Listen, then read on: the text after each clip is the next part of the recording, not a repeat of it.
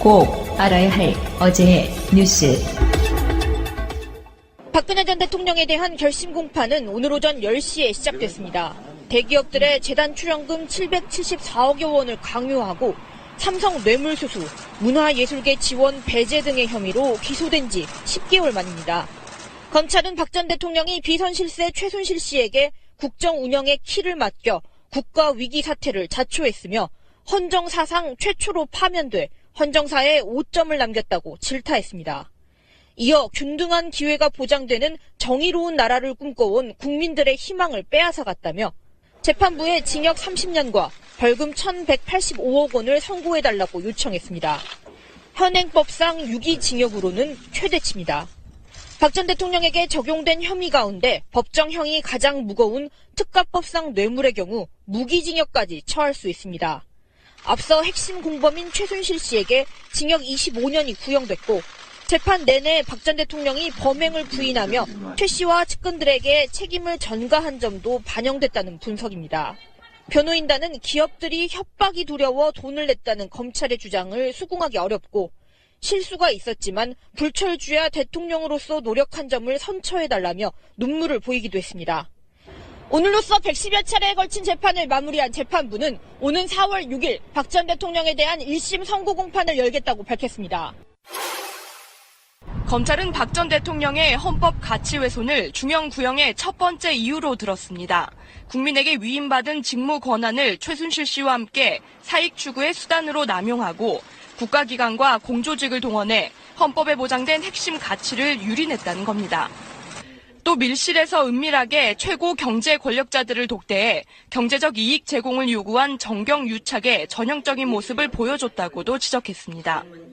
특히 서민들의 쌈짓돈으로 조성된 국민연금 기금을 재벌기업 총수의 경영권 승계를 돕기 위한 수단으로 악용한 점은 국민들에게 말로 다할 수 없는 충격과 공분을 안겨줬다고 표현했습니다. 그런데도 박 전 대통령은 정치보복이라는 프레임으로 국정농단의 진상을 호도하고 헌법과 법률을 철저히 경시하면서 무책임한 태도를 보였다며 비난했습니다. 검찰은 박 전 대통령을 국정농단의 정점에 있는 최종 책임자, 국가 위기 사태를 자초한 장본인이라고 칭하면서 과거의 아픔을 치유하고 심각하게 훼손된 헌법 가치를 재확립하기 위해 박 전 대통령에게 죄에 상응하는 엄중한 책임을 물어야 한다고 주장했습니다. 민주당은 검찰의 중형 구형이 당연하다고 밝혔습니다. 백혜련 대변인은 박 전 대통령의 혐의를 생각하면 당연한 구형량이라면서 재판부의 현명한 판단을 기다린다고 밝혔습니다. 박 전 대통령이 결심 공판에 불참한 것을 두고서도 사법부를 무시한 태도였다며 지금이라도 국민에게 사죄하라고 촉구했습니다. 바른미래당도 반복돼선 안 될 안타깝고 유감스러운 일이라면서 이제라도 재판에 성실히 임하라고 촉구했고 민주평화당은 이제 이명박 전 대통령을 구속 수사할 때라고 목소리를 높였습니다. 정의당은 검찰의 구형량이 과중하지 않다면서 재판부가 국민 상식에 맞는 판단을 내려달라고 촉구했습니다. 반면 자유한국당은 이미 탄핵을 당한 전직 대통령에게 과한 구형량이라고 밝혔습니다. 자유한국당 장제원 수석 대변인은 차라리 사형을 구형하는 게 무례하지 않을 것이라면서 검찰이 정권의 구미에 딱 맞는 형량을 선택한 것이라고 날선 비판을 쏟아냈습니다. 그러면서도 법원의 냉정한 판단을 기다려보겠다면서 남은 재판에 대한 기대감도 내비쳤습니다. 방송 중간에 좋아요를 눌러주시면 새날팀들에게 큰 힘이 됩니다. 미리 감사합니다. 트위터가 진짜 언론입니다. 우선 청취자분들께 죄송하다는 말씀 드리겠습니다. 최민희 의원 방송을 다 마친 후에 우리 방송의 시스템상 복사, 붙여넣기, 덮어쓰기 이 과정 속에서 실수로 방송한 방송분이 꽤 많이 사라지는 사태가 발생해서 여러분들께 죄송하다는 말씀 드리겠습니다. 다시 이런 실수 없도록 하겠습니다. 처음 하는 이런 실수인데 굉장히 당황스럽네요. 다시 한번 죄송하다는 말씀 드리고 남아있는 방송분을 보내드리도록 하겠습니다. 오늘은 하트는 누르지 말아주세요. 벌 받겠습니다. 걸어다니는 정치시사 백과사전 디테일의 제왕 최민희 의원과 깨먹는 시간 우리 미니 하고 싶은 말 다 해 미니미니 39번째 시간입니다. 이러면 이쯤에서 의원님이 안녕하세요 하셔야 되는데 날라가서 제가 오프닝만 다시 녹음하고 있습니다. 최민희 민주당 디지털 소통위원장, 전 남양주 병 지역위원장 나오셨습니다. 어서 오십시오. 제도로서의 민주주의가 흔들리고 구타는 일은 이제 없습니다. 민주주의가 밥이고 밥이 민주주의가 되어야 합니다. 김윤옥 여사를 불러야 하는데 진짜 검찰이 고민을 할 것 같습니다. 이 지점. 예, 바로 부를 것인지 네. 김윤옥을 부르고 부를 것인지인데 이명박 입장에서는 이제 검찰한테 어느 정도 지금도 연락이 가지 않았을까 싶지 않을까요? 검찰에 출석해 주세요라고 날짜를 정해서 소환을 하면 반발할 수 있잖아요. 그래서, 조절할 수 있죠. 그래서 박근혜처럼 안 나가는 경우도 생길 수 있잖아요. 그런 상황을 미연에 방지를 해야 되니까 어차피 체포라도 가능하겠지만 그렇게 어떤 물리적인 상황으로 몰고 갈 수는 없으니 검찰 입장에서는 이미 이명박 쪽과 조율하고 있지 않을까, 출석 날짜를. 예. 네. 조율을 시작을 해야 3월 초나 부르지 않겠습니까? 그래서 조율을 할 것 같고요. 그런데 이게 또 신기한 건데 지역을 돌다 보면 이명박 대통령을 옹호하는 분들을 한 분도 못 봐요. 신기하죠? 네. 찍은 사람은 그렇게 많았는데. 박근혜에 대해서는 불쌍하다는 분들이 아직도 있습니다. 그런데 이명박에 대해선 한결같이 그게 권력을 잡아서 뭐 나라를 운영하려고 한 거야. 이권에 개입하려고 한 거야. 이렇게 해도 너무한 거 아니야? 이런 분위기입니다. 근데 이런 건 있을 것 같아요. 그 박근혜를 불쌍하다고 하는 사람들은 이제 박근혜가 뭐 죄를 안 졌다 이런 개념보다는 아직도 박정희의 딸 그리고 자식도 없고 부모는 둘 다 총 맞아 돌아가셔. 이런 식의 감성적인 부분이 지배하는 것 같고 이명박은 오랜 시간 동안 박근혜도 싫어했던 사람이잖아요. 사실상은. 이명박 자체에 대해서는 돈도 많지, 자식 있지, 부인 있지, 없는 게 없는 사람이에요. 다 갖추고 갖췄기 때문에 이명박에 대해서는 불쌍하다 이런 느낌이 사실 없는 거고요. 그리고 무엇보다요. 측근들이 다 배신하고 있는데 그 배신한 이유를 보면 측근 관리를 함에 있어 짰다는 거잖아요. 너무 짜게 굴었다. 지금 요약하면. 그렇기 때문에 뭐 이상한 거 같고 그다음에 삼성이 왜 다스 변호사비 대납했잖아요. 소송비.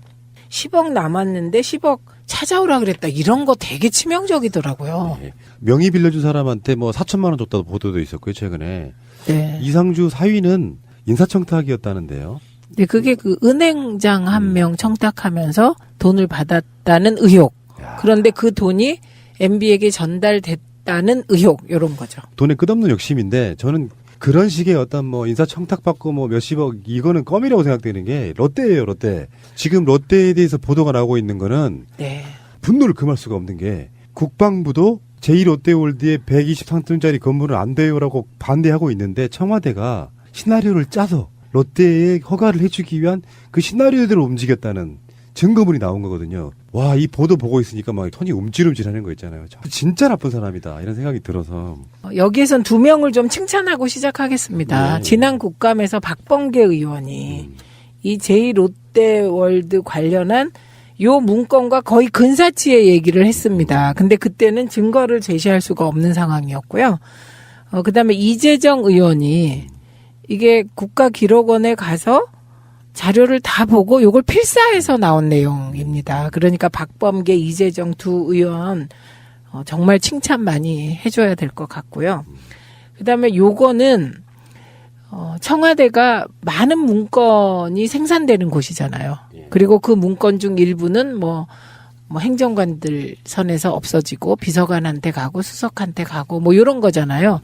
그런데 이번에 나온 이 허가 시나리오 있잖아요. 제1롯데 허가 시나리오는 저는 완벽하게 국방비서관실에서 만들어서 이게 비서실장 등등 절차를 밟아서 MB에게까지 보고된 문건으로 판단합니다. 저는. 왜 그렇게 판단을 하냐면 첫째는 3단계로 건설 허가 시간표를 담았는데요. 이 건설 허가 시간표를 구체적으로 담는다는 거는 해주려고 그런 거예요. 예. 그리고 그 단계에 맞게 이제 하나하나 절차를 밟아라 이런 것이거든요. 그래서 요 단계를 밟고 중요한 것은 그 이후에 그 단계대로 실행이 되었다는 겁니다. 그래서 요 실행까지 되었기 있기 때문에 이거는 이명박 대통령의 빼박캔트다 이렇게 보는 거죠. 대가성 없는 이런 행위를 불법적인 걸 감수해가면서까지 할 이유가 없잖아요. 네. 그러면 이명박이 받은 게 뭐냐 얘기가 나올 수 있는데 당연하죠. 왜 그렇게까지 했을까? 워낙에 덩어리가 큰 사안이잖아요. 이게 지금 네. 그 건물 하나 짓는 것도 그렇지만 활주로의 방향을 들여야 되는 상황을 네. 청와대가 주도를 하면 공군이라든지 하는 국방부 쪽에서도 사실은 거부하기가 좀 굉장히 힘들었을 거라고 보고요. 힘들었을 뿐만 아니라 이게 MB 청와대가 더 가증스러운 것은 참여정부 때 각도 트는 거 있잖아요. 그걸 논의조차 안 했다고 보고서를 바꾸라고 했다는 부분이잖아요. 보고서 조작 의혹까지 있는 겁니다, 지금. 그런데 이종석 전 장관이 참여정부 때 이미 논의했고 공군이 불가하다고 보고했다. 그래서 더 이상 우리는 얘기도 하지 않았다. 이렇게 증언까지 했습니다. 그러니까 이게 MB 청와대가 진짜 나쁜 게 과거 정부가 한 일까지 조작하고 왜곡해서 기록을 남기려고 했다는 거고요. 이거는 박근혜 때도 마찬가지인데요. 청와대가 세월호 최초 보고 시간 그 변경한다든지 보고서를 조작한다든지 그다음에 뿐만 아니라 그 컨트롤 타워 비상시 컨트롤 타워가 국가안보실이라는 것을 줄 찍찍 긋고 연필로 고친다든지 정말 이런 거 이 사람들은 어떻게 그런 일을 할까요? 그거요. 엄두도 못 내요. 실제로. 얼마나 큰일인지 아세요? 그 공문서 조작하는 게? 그러니까 이건 뭐 엄청난 범죄인데 그렇게 따지면 세상의 모든 공문서는 마음에 안 들면 수치부터 시작해 다 조작할 수 있는 거 아니에요? 그렇죠. 그래서 요거는 그 1단계, 2단계, 3단계 작업까지 좀 구체적으로 말씀드릴 필요가 있는 것 같아요. 이 사건만 해도 단독 사안으로 나왔으면 어마어마한 폭발력이 있는 사건인데 이명박의 국정농단이거든요. 박근혜보다 훨씬 더. 그렇죠. 예, 이거는 그럴 뿐만 아니고 일개 재벌을 위해서 청와대가 움직여서 안보상 안 되는 123층짜리 건물을 허가 내주기 위한 작전을 짠 거거든요. 그러니까. 어떻게? 롯데 신격호가 제1롯데월드를 짓는 로비는 김영삼 정권 때부터 시작했다고 그러더라고요. 네. 근데 김영삼 대통령 때, 김대중 대통령 때, 노무현 대통령 때 다 까인 거예요. 네. 롯데는 장경작이라고 하는 이명박의 동창을 이명박 가까이 꽂으면서 실제로 장경작은 나중에 청계재단으로 가는. 예. 야, 요건 좀 까먹으실까봐 남겨둘 필요가 있을 것 같은데요. 내용이 1단계. 정부 롯데 비공식 협의식이라는 겁니다. 이게 12월 15일부터 이틀간 이어진다. 이렇게 적혀 있고요. 정부 사업자 간 협의식이므로 로키를 유지해라. 언론 사전 유출 시 억측 보도 등 파장이 예상되므로 보안을 철저하게 유지해라. 청와대, 국방부, 공군이 일관되고 일치된 입장 견지해야 한다. 이렇게 적혀 있고요. 요 청와대, 국방부, 공군이 일관되고 일치된 입장하고 다각적 검토 중 이렇게 또 따로 써놓기까지 했습니다. 그리고 이 단계에서 총리실 주도하에 롯데물산 측과 부담 내용 협의 및 양해각서 체결을 중점 대응 방향으로 제시했습니다. 저는요 궁금한 게 요 양해각서 어디에 있을까? 롯데물산 측이 부담할 내용은 뭐였을까? 이거 궁금한데요. 이거 어딘가 있을 것 같고요. 그다음에 2단계는 12월 19일부터 22일 사이입니다. 이게 롯데가 서울시 행정협의조정위에 재심을 요청하도록 하고 이때 서울시장이 누군지 아시죠? 예. 관련 내용으로 정부 내부 최종 결정 과정으로 사안별로 언론 활용, 적극 홍보 사안 발생 시 부처 간 협조된 언론 브리핑 실시 이렇게 적혀 있습니다. 그다음에 3단계는 12월 23일부터 31일까지 행정협의조정위 심의와 결정을 해야 한다. 이렇게 명시되어 있습니다. 그러니까 이명박이 이게 집권하자마자 시작한 거거든요. 네. 롯데 허가를 내주기 위해서. 네. 그럼 대체 얼마를 받은 거냐? 그런 의혹이 나올 수 있을 것 같아요. 제가 봤을 때는 우리가 이상주 변호사 이야기도 있고 뇌물이니 뭐니 이야기하지만 롯데가 덩어리로 보면 가장 큰 덩어리일 가능성이 높아요. 네, 그리고 지금 민주당 의원들은 요 MOU 있죠? 양해각서. 요 내용, 그다음에 이게 이 MOU는 혹시 이런 식으로 공개될 수 있기 때문에 반드시 부속 합의가 있었을 것으로 저는 봅니다. 그러니까요. 예, 그리고 그 당시에 관계자들 2008년이니까 어렵긴 하겠으나 그 당시 관계자들이 소통한 내용들 뭐 이런 거 지금 빨리 찾아야 되겠네요. 양해각서 내용부터 빨리 찾았으면 합니다. 자, 알겠습니다. 잠시 후에 다시 오겠습니다.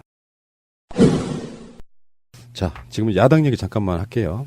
홍준표가 이제 뭐 김영철 방남하고 이런 부분에 있어서 적극 주도하고 막 장애투쟁하고 있지만 홍준표가 한 말 중에 가장 가증스러운 게 한국 갤럽을 디스한 거거든요. 우리도 사실은 갤럽 믿지 않았어요. 왜냐하면 갤럽 최시중?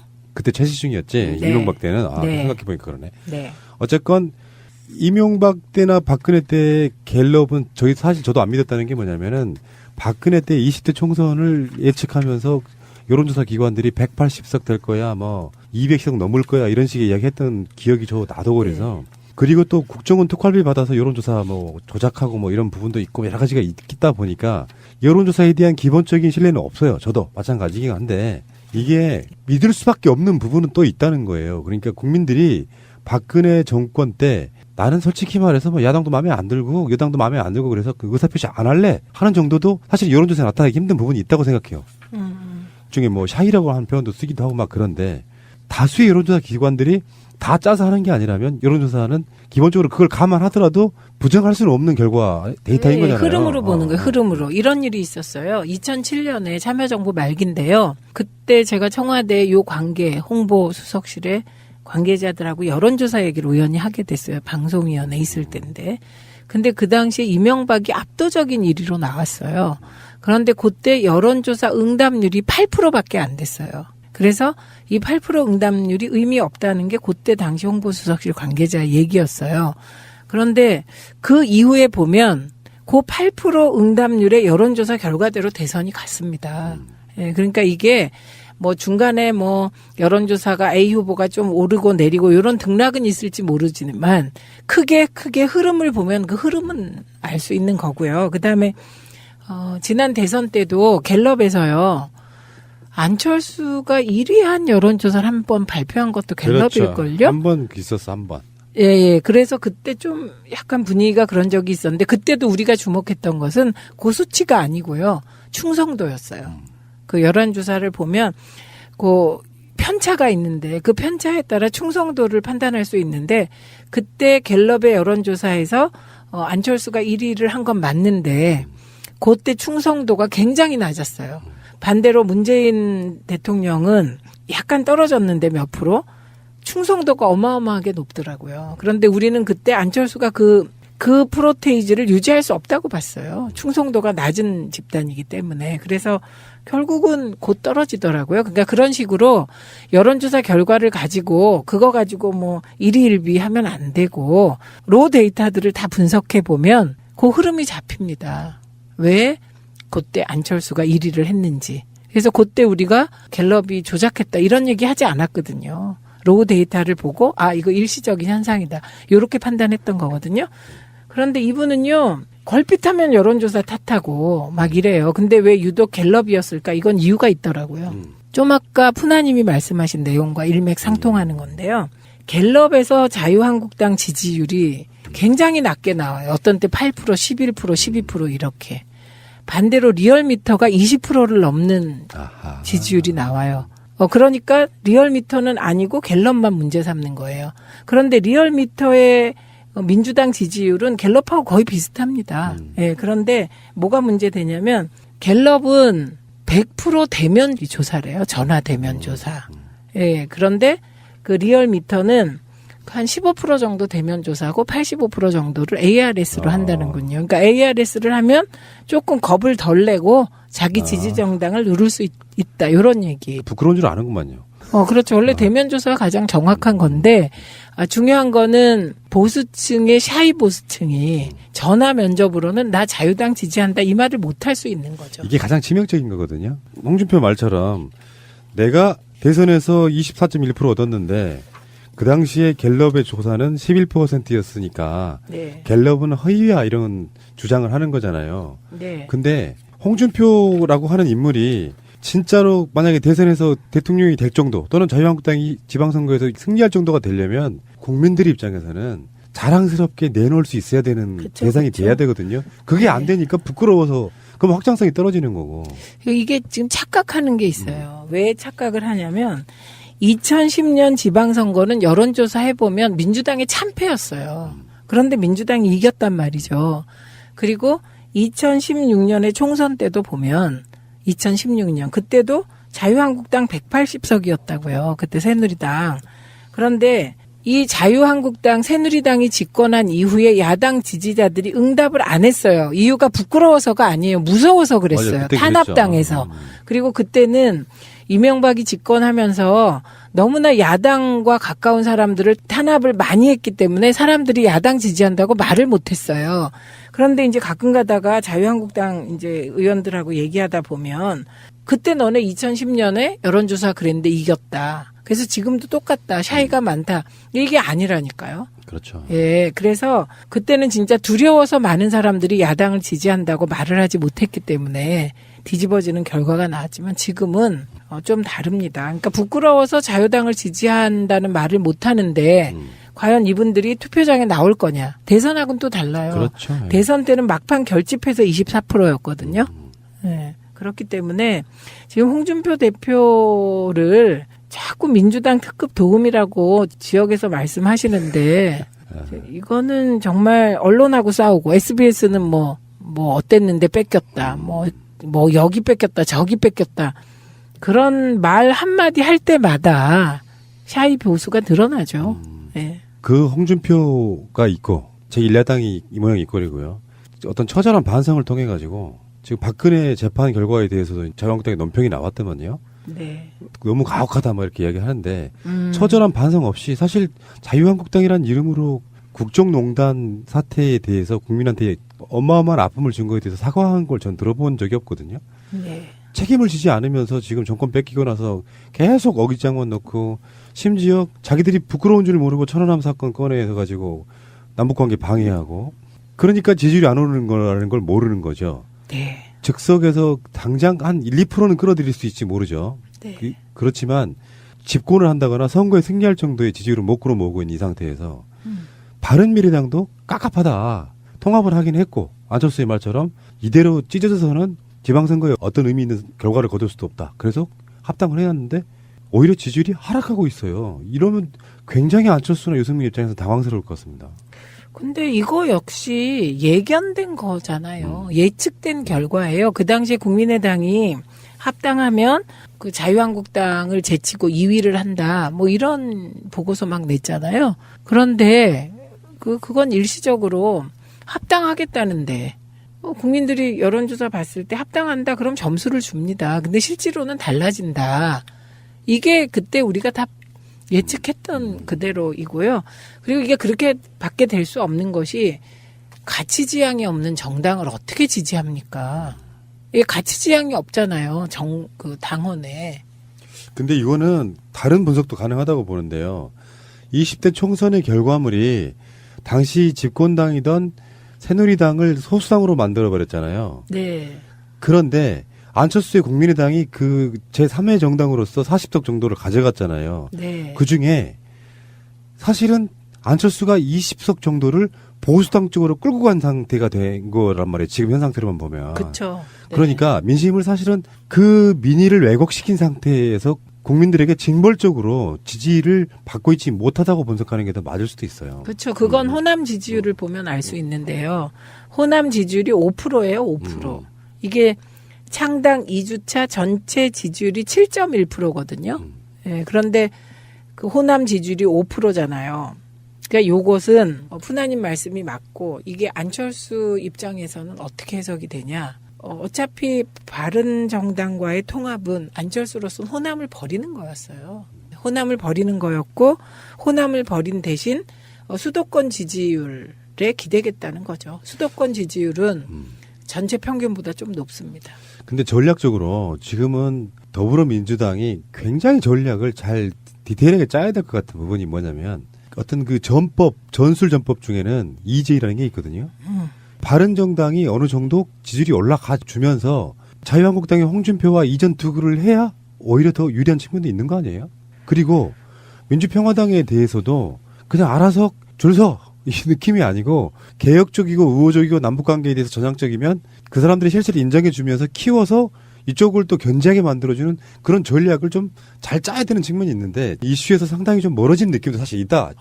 이게 과거 같으면 의원 꼬기도 하고 인위적인 합당도 하고 이렇게 하잖아요. 그런데 이번에 바른정당하고 국민의당 합당 과정 보시면 그 전체가 투명하게 노출이 돼요. 그러면 민주당이 만약에 지금 말씀하신 그런 일을 한다면 버티질 못할 거예요. 예, 언론과 다른 야당들의 공세. 지금도요, 제가 토론에 나가보면 민주당 일에 야당이 최소한 2 내지 3이 나와요. 그러면 대선 때도 그랬는데 여전히 1대3, 1대4의 토론을 해야 되는 거예요. 그리고 요즘은요, 그러니까 민주당 일에 바른미래당하고 자유한국당이 나오면 둘이 공동전선이에요. 그러면은 네. 민평당하고 정의당이 최근에 교섭단체 만드는 그거는 어떻게 생각하세요? 그거는 정의당이 어떤 판단을 하느냐에 따라 달라지죠. 의원님 개인적인 생각은 괜찮다, 안 괜찮다? 민평당 입장에서는 사활을 걸고 해야 될 문제죠. 그래서 그게 개혁에 도움이 된다, 안 된다? 남북관계에 도움된다. 네. 그래서 지금 이 시기 대한민국의 과제는 남북관계 해결이기 때문에 필요하다. 그러나 정의당의 지지자들이 허용하지 않을 것이다. 않을 것이다. 우리는 할 것이다로 봤어요. 정의당 지지자들이요. 그러니까 우리들은 정의당 지지자들이 찬성할 걸로 봤다는 거예요. 유시민도 정의당 아닌가요? 네. 정의당원이죠. 그냥 당원이시죠. 네, 저는 일개 당원이시죠. 일개 당원인데 유시민이 속한 정당이 박지원하고 손잡는 건 그러니까 명분이냐 실리냐 이건데 교섭단체도 되고 잘 되면 상임위원회도 하나 운영할 수 있고 뭐 여러 가지 부분에서 항상 비주류로만 국회 내에서 있는 것보다야 개혁이라는 명분을 통해서 그러니까 민평당도 개혁적이어야 되고 남북관계에 있어서는 굉장히 마인드가 비슷해야만 가능해지는 부분이라서 정의당이 존재하는 효과로는 민평당을 개혁적으로 만들 효과도 있는 거라고 보거든요. 정의당 분들이 조금만 더 전향적으로 생각이 바뀌면 이게 전체적인 개혁에는 도움이 될 거다 이렇게 보는 거죠. 지금 현재 민주당을 보면요. 민주당도 자꾸 추미애 대표님한테 이런저런 요구들을 하시는데 이미 민주당의 권력 있잖아요. 권력은 당원들한테 넘어가 있습니다. 근데 그러면 대표를 왜 해요? 대표가 주도해야 될 부분이 있죠. 대표는 당원들의 뜻을 모아서 제도를 조금씩 바꿔나가고 대야투쟁을 하고 문재인 정부를 서포트하는 거지. 그러니까 되게 행정적이며 기술적인 일이 돼버렸고요. 그다음에 민주당의 정체성을 분명히 하는 메시지를 내보내고 뭐 선거 기획을 짜고 이런 거지만 지금 얘기하는 당의 통합이나 이런 거는 결국은 당원들이 찬성해야 되는 일이에요. 네. 어느 정당이든. 그래서 그건 희망사항하고 현실이 다를 수 있다. 그러면 이야기가 나온 김에 네. 아까도 그 남양주에서 유권자분들이 민주당을 안 싸우니까 좋더라. 뭐 그거는 이제 네네. 싸울 땐 싸워야 되는 거라서 그게 절대선이 아닌데 보이기는 네. 좀 불편하셨나 보죠. 아니 내부에서 네. 싸우는 거. 네. 그런데 말이에요. 미투 운동 관련해서 김호준의 오딘과 금태섭, 손혜원 의원의 여러 가지 이런 것들이 이제 벌써 뭐 저쪽에서는 민주당이 이제 내분 가열 뭐 이렇게 히드라인 잡는단 말이에요. 네. 그러면 의원님 생각하시기에는 미투 운동에 대해서 뭐 당위성이나 명분은 저는 그렇게 보는 측면이 있거든요. 미투 운동은 그냥 미투 운동이에요. 네, 대통령이 네, 정리하셨잖아요. 그 미투 운동을 다른 방식으로 전 논란이 되는 건 사실 원치 않는 부분인데 문제는 김호준의 말도 맞고 크게 보면 김태섭의 말도 그렇게 틀리다고 생각하지 네, 않아요. 두 말이 그렇게 막 상충된다고 생각 안 되던데요. 그러니까 금태섭 의원이 그거를 꼬집어내 가지고 그거를 이제 언론인의 자질 문제 같은 걸로 이렇게 디스를 했기 때문에 그게 논란이 되는 거지만 그 자체가 논란이 되는 게 결국 미투 운동의 방해 요소인 거라고 저는 보거든요. 그럴 때 민주정당에서는 두 가지 논리가 있을 수 있어요. 손혜원 의원처럼 바로 받아서 금태섭 의원과 이렇게 반론을 할 수 있는 분위기가 되는 게 맞냐 아니면 어느 정도는 이렇게 개혁 작업에 있어서는 전선이 흐트러지지 않는 게 맞냐 하는 그 논란이 있을 수 있잖아요. 근데 김어준의 말이 그 미투 자체를 얘기한 거라기보다는 미투를 정치적으로 공작적으로 이용하려는 세력도 있을 수 있다 이 얘기 아니었나요? 맞아요. 그 맞는 말이죠. 그러니까 지금의 미투가 어떠어떠하다가 아니라 그런 세력이 있을 수도 있죠. 그리고 금태섭 의원은 그런 표현이 미투 운동에 지금 어렵게 피해자들이 지금 미투를 하고 있는데 미투 운동을 조금 흐트러뜨릴 수 있다, 폄훼할 수 있다 이런 얘기 아니에요? 그렇죠. 둘 다 맞는 말인데요. 예, 그러니까 문제는 이게 어떤 논란의 지점이 있어가지고 서로 감정 상하지 않은 상태로 토론이 자꾸 왔다 갔다 하면서 그렇죠. 정당이 네. 발전하는 건데 네. 다른 관점에서 보면 내부 총질도 되고 내부 분열이 가속화되는 측면도 있어서 되게 조심스러울 수밖에 없는 건데 네. 이건 그냥 가치관으로 정리하면 되지 않을까요? 그래서 대통령께서 그 미투 운동은 이게 지지한다. 그리고 철저하게 사법부와 뭐 다 검찰인가요? 철저하게 조사해야 된다. 이건 젠더 폭력이다. 이렇게 얘기했잖아요. 그래서 이런저런 논란 있을 수 있는지 모르지만 어쨌든 이거는 미투 운동을 지지한다. 이렇게. 미투는 미투로 보자 이런 거잖아요. 이 시점에 이 기회를 삼아가지고 결국에는 이게 성공이라고 표현할 수 있을 만하게 되려면 저는 궁극적으로는 사회의 모든 구성원들이 반성을 해야 돼요. 여자 남자를 떠나가지고 가해자라고 불리는 사람들을 공격하는 사람들도 알고 보면 사회적 통념이나 관념상 그 성희롱에 해당될 수 있는 말들을 농이든 이렇게 해왔을 거란 말이죠. 근데 그 부분에 있어가지고 특정 누군가 이런 사람들을 막 죽인다 이런 것보다는 맥을 잡아가는 과정에 일단 이거는 권력의 문제다.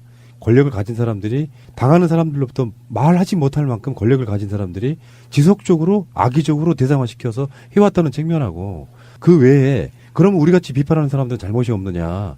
우리도 너무나 가벼이 그런 말하는 것들이 어쩌면 성대상화시키고 누군가에게는 치욕적으로 받아들였을 이야기들을 해왔다면 공이 그런 부분들을 같이 반성해 나가면서 성적인 부분이 대상화되고 권력에 의해서 억압되고 이거를 바꿔나가야 되는데 본질이 훼손돼 버리는 부분이 가장 안타깝더라고요. 제 입장에서는. 예, 근데 본질 훼손이 안 될 것 같고요. 이 논란을 오래 끌고 가려고 하는 세력은 문제가 있는 거라고 봅니다. 그리고 김여진이 그런 말을 했어요. 90% 이상의 여성이 이런 일들을 경험했을 거다라는 말을 해서 이게 설왕설래가 되고 있던데 저 이거 맞을 거라고 봅니다. 우리가 유교적인 문화와 그다음에 서양 문화가 막 섞이면서 한편으로는 굉장히 봉건적인 성문화와 개방적인 성문화가 막 이렇게 결합되면서 저는 어떤 현장에서도 남성들이 그런 음담패설을 하는 거가 되게 불쾌했거든요. 여성들은 잘 안 하는데 그중에 일부 여성들은 또 그 음담패설을 뭐랄까요 대항해서 하기도 하고 제 친구들이 그랬는데 그게 하나도 재미가 없었어요. 그리고 막 일상적으로 저는 그냥 남성들이 웃으면서 제 앞에서 저를 말하자면 놀리는 식으로 음담패설을 했던 기억도 있거든요. 그래서 대통령께서 얘기 중에 문화 자체를 바꿔야 된다 그 말이 있잖아요. 그거 되게 저는 동의가 되거든요. 예, 그래서 푸나님 말씀도 맞고 그런데 어쨌든 시작은 가해자들이 고백을 하는 거잖아요. 그래서 저는 많은 이 땅의 딸들이 일상적인 그런 성추행, 언어든 아니면 행위든 성추행에 노출되어 있는 건 진짜 같아요. 그리고 오히려 이제 지금 이렇게 권력 구조 속에서 그리고 또 엘리트 여성들이 당하는 이런 것은 뭐 지금 고백하고 있으니까 철저하게 예, 엄벌을 받아야 되는데 수사해서 광범위하게 일상 속에서 자행되고 있는 성추행 있잖아요. 근데 그걸 추행이라고 남자들은 인지 못하는데 여성들은 엄청 기분 나쁜 거. 저는요 지역 이렇게 다닐 때 누가 이렇게 어깨를 오래 잡고 있거나 손을 잡고서 안 놔준다거나 악수를 하면서 손가락을 이렇게 긁는다거나 이런 게 다 모욕으로 느껴져요. 그런데 참는 거죠. 가장 위험한 것 중에 하나는 뭘 그런 것 같고 그래. 그렇게 지나갔다. 그렇기 때문에 참는데 이런 경험은 저는 모든 여성들이 할 것 같다. 90% 한다는 그 말이 막 폭력이다 이런 거 아니고요. 일상적으로. 그래서 한 번쯤 다들 좀 돌아봤으면 좋겠어요. 그러니까 이 미투 운동을 계기로 사회 전반적으로 지금까지 해왔던 관행처럼 느껴졌던 그렇게 느꼈던 것들을 아예 없애는 쪽으로 가면 훨씬 더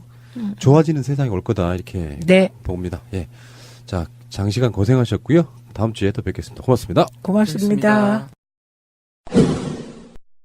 우리가 지금 검찰 개혁이니 뭐니 해도 사법개혁에 대해서는 아직도 멀었다고 느끼고 있잖아. 이재용 판결에서 보듯이. 근데 지금 이재용 판결문을 공개했던 오마이뉴스를 대법원 기자단이 자체적으로 출입 정지 1년을 확정해버리는 사건이 일어났어요. 이건 자기들 밥줄 끊길까 봐 진짜 자기 동료들을 내치는 이 비열한 작태들이 이 출입기자단제도 정말 없어져야 됩니다. 이건 자기들의 기득권을 지키기 위해서는 자기들의 동료 한 명 정도는 쳐내도 된다라는 생각을 갖고 있는 사람들이거든요. 무슨 말씀이냐면 재판부 판결을 온전하게 공개를 했다는 거거든요. 그리고 이 사항은 출입기자단의 엠바고 사항이었다라고 얘기를 하는 건데 국민의 알 권리보다 더 중요한 엠바고 사항이 있을 것인가 하는 문제가 있고요. 그리고 이게 법률로 그렇게 징계할 수 있는 것인가 이 문제가 있어요. 법률에 따르지 않은 거예요. 자기들의 관행이거든요. 이거는 출입기자단이. 그렇다고 했을 때 이거는 일종의 언론 탄압 중에 하나고요. 그다음에 업무방해 중에 하나예요. 이거는 형사사건으로도 들어갈 수 있어요. 이 출입기자단 제도를 없애야 되는 거고요. 이 사람들이 철저하게 자기들의 그 기득권 유지를 위해서 이 기득권 유지라는 건 쉽게 말하면 이겁니다.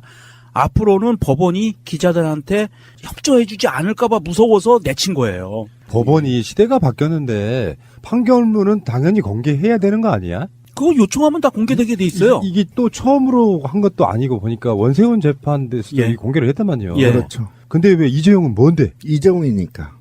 이정의 나라니까. 저는 이제 일단은 그 출입기자 제도에 대해서 좀 폐지해야 된다. 청와대도 노무현 대통령도 폐지한다고 했었던 게 그 내용이거든요. 그러니까 기관의 메인스트림 언론들만 들어오게 해서 그들한테 특별하게 정보를 주는 건 잘못됐다는 거죠. 굉장히 동의하고요. 1심, 2심 판결의 판결문 있잖아요. 요거는 그들의 관행으로 대법원 최종 확정되기 전까지는 공개할 수 없다는 관례가 그렇죠. 있었다는 거야. 예, 맞아요. 근데 이런 게 있단 말이에요. 재판장에 가면 기자가 막 받았어요. 그 성공하는 걸 받아 쓴다고. 언론사의 정당들이 주는 보도자료 같은 거와 달라. 판결문 원문 전체를 다 있는 그대로 까면 토시 하나까지 비판을 받을 수 있기 때문에 사실 어마어마하게 권위적인 거예요. 그럼요. 판사라는 사람의 판결문으로 이야기하는 거잖아. 그러면 근데 그걸 공개를 할 수가 없어. 그냥 받아 적을 수는 있어. 이게 말이 됩니까? 말도 안 되죠. 사실은 우리 박근혜 파면 결정 났을 때 그거 다 공개됐잖아요. 왜 떳떳하지 않으면 공개 안 할 이유가 없는 거고요. 물론 이런 거는 있습니다. 피의자, 피고인의 그 인권을 위해서 예민한 부분들이 있을 수 있어요. 대법원 판결 전에는 확정된 게 아니기 때문에. 하지만 이게 국가적인 사건이고 이랬을 때 정말 예민한 개인 신상에 관한 거는 까만 테를 땡땡땡 표시를 하더라도 이건 공개하는 게 맞고요. 그리고 이미 푸른나무님이 얘기한 것처럼 기자들이 재판정에 들어가서 받아 써가지고 계속 송고해요. 속보도 뜹니다. 그런데 그게 의미가 없는데 이 지금 법원 출입기자단이 하는 작태는 사법부가 이거를 안 줄까봐 자기들의 이익을 지키기 위해서 오마이뉴스를 출입기자단에서 잘라냈다는 얘기예요. 그렇지. 이거는 정말 비열함의 극치입니다. 반대로 해야지. 반대로 해야죠. 공개하라고 해야지. 그렇죠. 그러니까 어쨌든 이게 지금 엠바고는요 관행이에요. 관행인데. 관행이죠. 그냥 단순 관행. 이것과 국민의 알 권리가 지금 논쟁이 안 끝났어요. 인류사에. 그러니까 관행이 우선이냐 또는 국민의 알 권리가 우선이냐에 대해서 국민의 알 권리가 우선이라는 학자들은 당연히 공개해야 된다는 것이고요. 기자 윤리 강령에 나와 있어요. 엠바고를 지키라고. 그런데 이건 관행이에요. 그냥 관행인데 저는 어느 편에 서냐면 국민의 알 권리가 우선한다고 봅니다. 왜 그러냐면 이재용이 떠나서 삼성이 그동안에 한국 사회를 얼마나 파괴했고 노동을 얼마나 파괴했고 정경유착을 통해서 얼마만큼 악행을 저질렀고 더더욱이 이 사건 같은 경우는요. 국민연금이 5천억이 손해본 사건입니다. 그러면 이거는 당연히 알 권리가 우선돼야 되는 거예요. 원문을 보고 이야기를 해야 되는데 그거를 공개를 하지 않는 게 관행이라면 이거 촛불 민심에 있어서 가장 중요한 적폐 중에 하나다. 저는 이렇게 보는 거예요. 큰 적폐죠.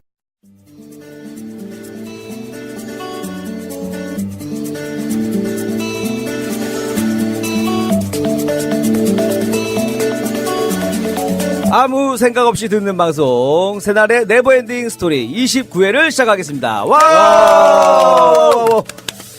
또 한 주 동안 즐겁게 또는 또 아쉽게 많이 보내셨을 텐데 오늘도 다양한 소식들 이 얘기로 까는 이유는 또 평창올림픽이 또 폐막식을 제가 또 보면서 뭔가 아쉽기도 하고 그러면서도 뭔가 대단하다는 걸 많이 느꼈는데 한번 또 한 주 동안 또 뭘 보고 어떤 걸 느꼈는지 간단하게 이야기 나눠보도록 하겠습니다. 먼저 제 왼쪽에는 우리 약초님 자리해 주셨습니다. 네, 안녕하세요. 약초입니다. 네, 우리 약초님은 뭐 한 주 동안 뭐 어떻게 보내셨어요? 지난 토요일에 올라와가지고 네. 우리 딸내미 그 자취방 이사시켜 주느라고 예, 지금 약간 피곤한 상태입니다. 아, 그래서 지금 남자친구가 지금 자취방에 얼씬거리지 못하고 있다고. 이런 얘기는 안 하죠, 따님이? 아니요, 걔 남자친구 누군지도 알고요. 아, 알고 있어요? 예. 모른 척 하세요. 그 자취방에 뭐 남자의 흔적 같은 건 따로 없었나요? 발견 안 하시나요? 아, 있어요. 아, 있어요? 예. 상관없어요. 야. 25살인데 야, 자기가 알아서 근데, 하는 거지. 쿨하시네요. 예. 구독자 어떻게 돼요? 궁금해요. 아, 같이 예. 키워나가는 방송이다 보니까 귀두 방송, 스토리. 귀두 스토리 아, 있잖아요. 지금 보니까 467명 됐네요. 우와, 진짜 그 사이 또 100명 가까이 늘었네. 예, 한 뭐 엄청 8, 90명 있는데요. 늘었어요. 제가 보니까 계속 듣다 보니까 우리 예. 저희 새날 가족분들도 좀 많이 유입이 되고 있는 것 같아요. 다들 네. 귀농하시겠는데? 네. 그죠? 귀농을 꿈꾸는 예, 예. 2시간. 귀농을 꿈꾸는 2시간. 그죠? 아, 맞죠? 그렇게 할까요? 네네. 뭐 괜찮은 것 같아요. 자, 그리고 우리 마차님 자리해 주셨습니다. 안녕하세요, 마차입니다. 네. 마차님은 좀, 인지도가 세더라고, 확실히. 아니, 왜요? 제가 이제 최근에 몇 분들을 만났는데, 저도 어디 소개하잖아요. 그러면은 이제 요즘에는 뭐 무슨 개그 프로 뭐 했습니다. 이런 거 잘 얘기 안 하니까, 뭐 개그맨 누굽니다만 하잖아요. 근데, 딱 보더니, 모임 끝나고 오더니, 김일희 씨, 새날 잘 듣고 있습니다. 그러는 거예요. 깜짝 놀란 거예요. 거기서 그분도 만났고, 또 며칠 뒤에, 그때 만났던 분이 이시영 박사님이 하는, 이명박 대통령 아들 말고 유명한 의사 선생님 있어요. 네, 이시영 알아요. 박사님이 네. 하는 세로토닌 그 호르몬 행복 호르몬 예, 무슨 강의하는 게 있어요. 그래갖고 세로토닌. 뭐 따라갔거든요. 하루 가갖고 무슨 뭐 행복에 대해서 얘기하고 뭐 감사한 사람들 얘기하고 뭐 이런 자리였는데 거기서 일하시는 분 중에 한 분이 조재국 씨라고 이 방송을 듣는 데기 때문에 제가 이름을 적어왔어요. 엄청 좋아하실 거야. 서울예대 나오셔가지고 연극과 졸업하셔가지고 연극 가면 요즘 좀 문제가 많던데. 아니, 핫한 거. 핫한 거. 어쨌든 거기서 또 많은 우리 새날의 힘 느꼈고 또 마차님의 그 위력을 느꼈습니다. 인지도의 능력을. 그 마차님 목소리가 네. 그 유튜브에 보면 이 새날을 불법적으로 퍼가지고 재생시키는 그 채널 있죠. 네. 거기에서 수백만 회씩 재생되고 그럽니다. 와. 아, 그 노무현 대통령 편지요. 네. 네. 저도 몰랐는데 가서 봤더니 막 150만 막 이렇게 돼 있는 거예요. 그거 엄청난데 그거. 150만 출처는 안 원이면. 써 있고. 네. 와. 아니 한 주 동안 또 어떻게 뭐 특별한 일 있으셨어요? 없었습니다. 없는 걸로 유명하시죠. 아니 지금 올림픽도 안 보셨어요? 아, 그 TV로 보고 네. 응원하고 하는데 그거는 뭐 다른 사람들도 다 하는 거잖아요. 그러니까 그런 거라도 얘기하면 좋죠. 컬링 대박이었잖아요. 컬링. 아, 그렇죠. 예. 거의 약간 그 느낌이 마차님 또 그러니까 내가 물어보니까 목소리는 다 알겠는데 얼굴들을 모르겠다는 거예요. 아, 그게 제가 신비주의로 가는 거예요. 네. 방송을 망치지 않기 위해서. 그래서 느낌이 약간 그분 또 우리 누구죠? 그 김은정 씨인가요? 컬링. 컬링의 김은정 씨 오늘 있잖아요. 그래서 안 그래도 푸나님한테 그랬어요. 나 이렇게 머리 묶으면 컬링 같지 않아? 그러니까 약간 느낌 있어요. 아니, 왜 안경 때문에 그래요? 그러니까 영미하는 그 느낌이 좀 있으셔서 약간 영미. 비슷하다라고 보시면 됩니다. 자, 그리고 제 맞은편에는 우리 야수님 자리해 주셨습니다. 안녕하세요, 야수입니다. 네, 우리 야수님 또 일주일간 뭐 특별한 일 있으셨는지. 저는 다음 주를 기대하고 있습니다. 왜요? 다음 주는 이명박도 구속될 테고 패럴림픽도 개막을 하잖아요. 사실 이 스포츠의 어떤 백미, 진짜 인간 감동 이런 건 패럴림픽에서 다 나오는 거거든요. 아, 오히려 감동이. 예, 거기서. 이게 중계되는 그 화면을 볼 때 네. 사실 뭐 올림픽에서는 와 대단하다. 네. 그냥 와 저 사람 멋있다 이런 걸 느끼지만 패럴림픽 그 경기에서는 와 인간이 저렇게 할 수 있다. 인간이 정말 인간이란 존재가 의지의 존재구나. 네. 정말 의지로 일어서는 인간의 모습이 저런 거구나라는 이제 그런 감동을 아무거나 봐도 돼요. 진짜 아무 종목이나 봐도 진짜 감동스럽거든요. 예. 저도 어디에 이제 영화를 한 편 봤는데 이거 안 보신 분들은 꼭 보시면 좋을 것 같아요. 그것만이 내 세상. 아, 이병헌 씨 나온. 재밌었어요. 너무 재밌었어요. 보면서 약간 어떻게 보면 거기 또 몸이 좀 불편하신 분이 나오는 동생으로 나오잖아요. 그런 스토리인데 감동이 있어. 보고 나서 와 간만에 진짜 한국 영화 보면서 울컥울컥하는 그런 느낌이 좀 있었던 영화였기 때문에 그러면 제가 한번 보고 울어가야겠네요. 한번 무셔야 돼요.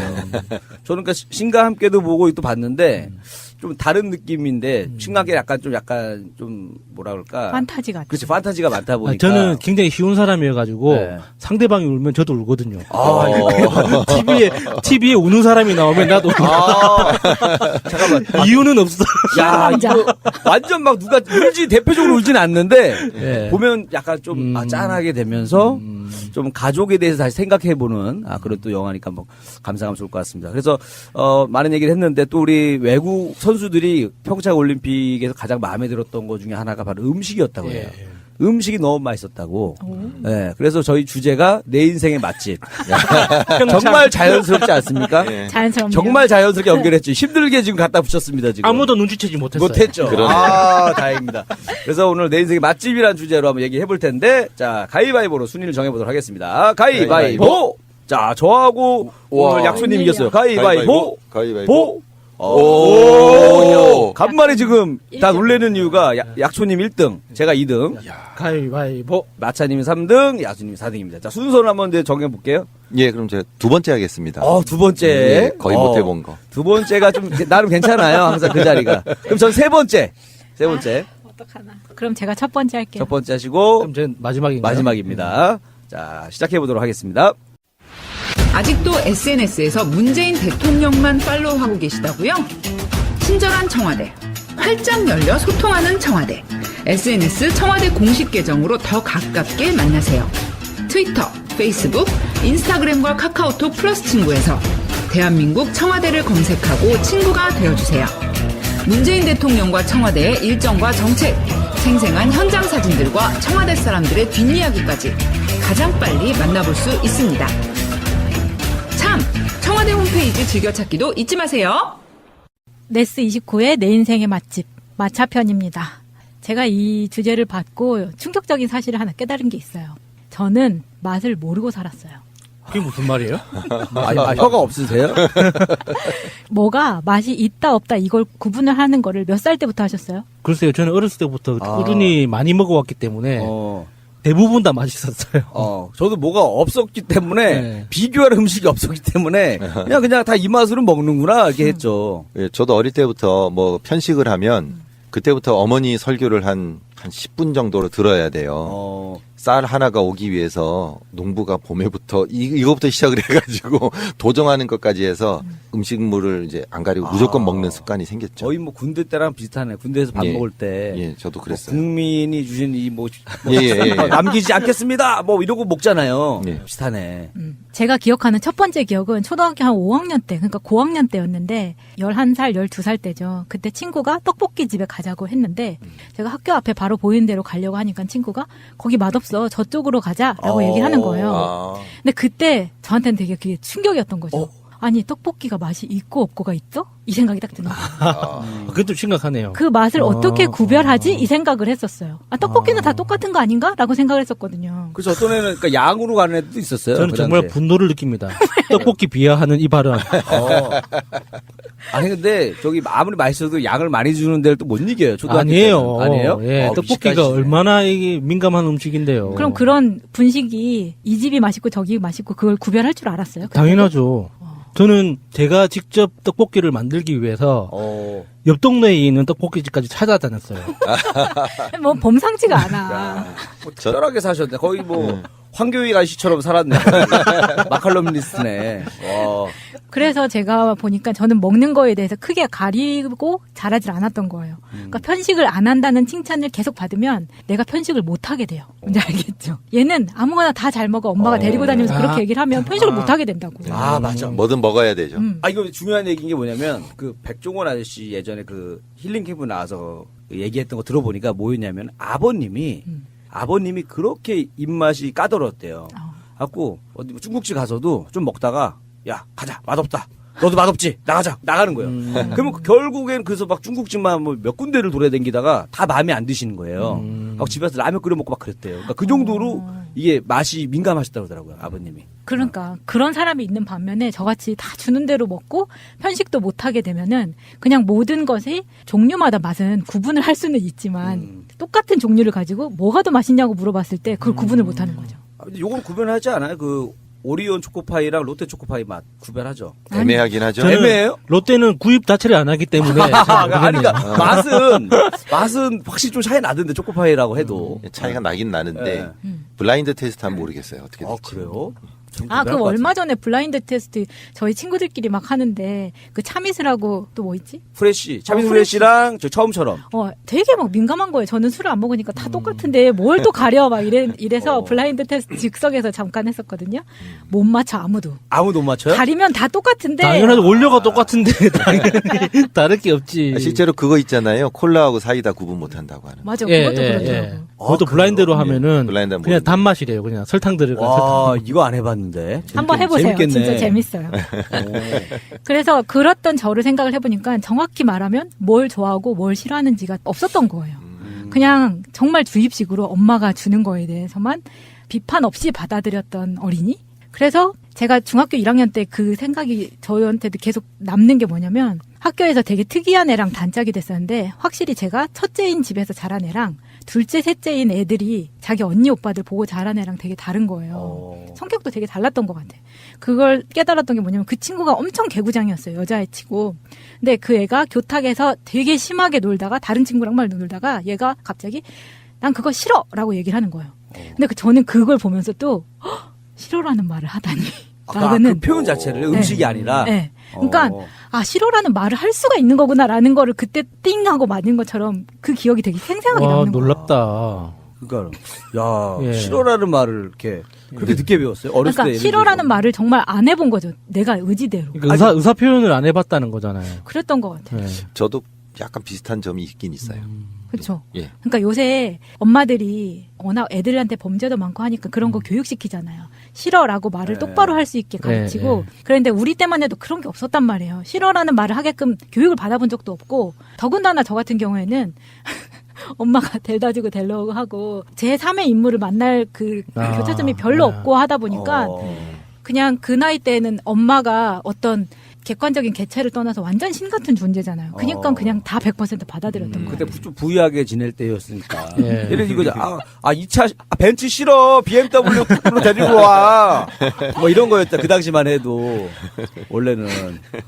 그러다 보니까 이게 맛이 없다, 있다, 이거를 구분하는 게 내가 이게 좋다, 나쁘다에 대한 기호가 생기기 시작을 한 게 중학교 들어서면서 내가 다른 애들도 다 좋아하는 연예인을 만들기 시작하면서였던 것 같아요. 그런데 또 나는 애들이 다 대중적으로 좋아하는 사람은 또 좋아하기가 싫은 거고. 그래서 윤종신 좋아하고. 그래서 윤종신을 좋아하고. 교복을 벗고 게시판에 목소리 똑같다고. 비슷하다고.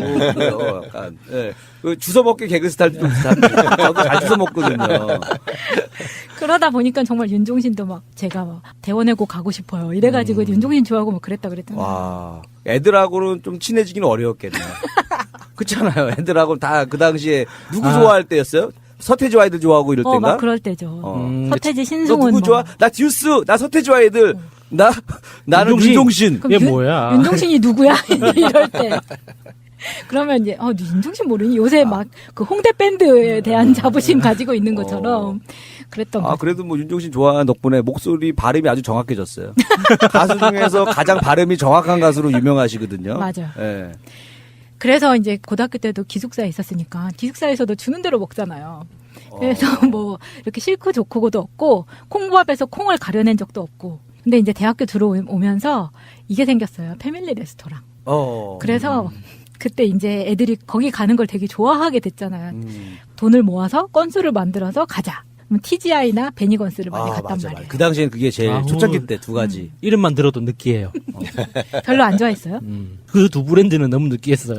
근데 여자애들이 되게 좋아하는 그때부터 뭐 어떤 크림 파스타라던가 이런 것들 되게 막 생기면서 그리고 이 패밀리 레스토랑이라는 건 컨셉 자체가 처음 들어오는 거였고 거기서 파는 메뉴들이 다 일반 식당에서 파는 것들이 아니었었잖아요. 맞아. 그 당시만 해도. 되게 특이했었다. 그때는 그랬죠. 그래서 어디 갈까라고 하면은 TGI나 베니건스 둘 중에 하나가 되는 거야 항상. 그 성당에서 그때 성당 이야기가 빠질 수가 없는데 성당에서 이제 뭐 회식하고 할 때도 가격대는 확실히 학생들이 가기엔 조금 비쌌단 말이에요. 그렇죠. 그러니까 이제 성당에서 회식 시켜줄 때나 아니면 그때 쿠폰 같은 거 남발해가지고 나올 때 가고 그랬던. 근데 이제 거기서 메뉴를 골라야 되는데 이거 굉장히 힘들었을 것 같아요. 특별히 좋아하는 게 없잖아요. 그 메뉴 수많은 메뉴 중에서 뭘 하나 딱 골라서 먹어야 되잖아. 아, 그때 제가 뭘 했었냐면 그 미스테리 게스트 이런 게 있었어요. 아, 알바로. 뭐냐면 모니터링 같은 거였는데 그때 패밀리 레스토랑이 딱 런칭이 되면서 각 지점마다 그 본인들이 메뉴를 정해가지고 이 사람들을 게스트를 보내는 거예요. 그러면 나는 걔네들이 준 상품권이랑 일정의 그 알바비를 받고 가서 예. 그냥 손님인 것처럼 밥을 먹고 품평을 하는 거죠. 아, 고를 필요가 없었네. 아니 근데 거기서 메뉴를 정해주는 건 아니었고 그 포함된 자기가 먹고 싶은 걸 다 먹게 해줬거든요.